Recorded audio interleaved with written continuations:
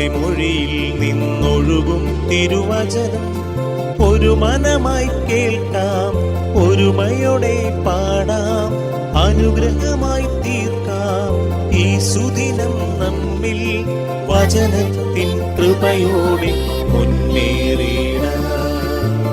വിശുദ്ധ ലൂക്ക അറിയിച്ച സുവിശേഷം 11-ാം അധ്യായം 10-ാം തിരുവാക്യം.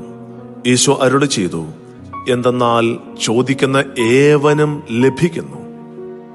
കാരുണ്യവാനും സ്നേഹനിധിയുമായി ഞങ്ങളുടെ നല്ല ദൈവമേ, തിരുവചനത്തിലൂടെ അങ്ങ് ഞങ്ങളോട് അരുളി ചെയ്യുന്നുവല്ലോ, എന്തെന്നാൽ ചോദിക്കുന്ന ഏവനും ലഭിക്കുന്നുവെന്ന്.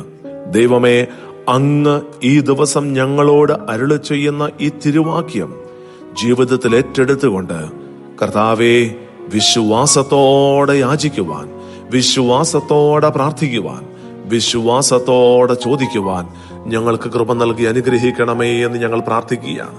ദൈവമേ, വളരെ പ്രത്യേകമാവിധം ചോദിക്കേണ്ടവനോട് ചോദിക്കുവാനും ചോദിക്കേണ്ട ഇടത്ത് ചോദിക്കുവാനും ഞങ്ങൾ ഈ ദിവസം അങ്ങ് കരം പിടിച്ച് നയിക്കണമേ എന്ന് പ്രാർത്ഥിക്കുന്നു.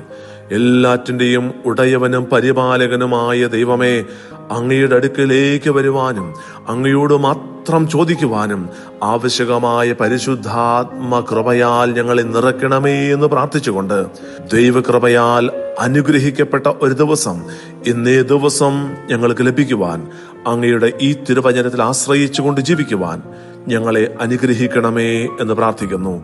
എന്തെന്നാൽ അങ്ങ് അരുളി ചെയ്യുന്നവല്ലോ, ചോദിക്കുന്ന ഏവനും ലഭിക്കുന്നു എന്ന്.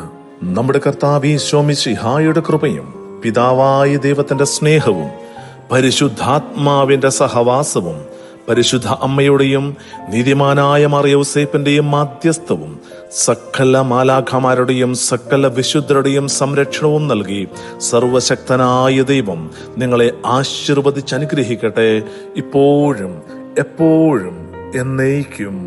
ആമേൻ. വചനത്തിൻ കൃപയോടെ മുന്നേറി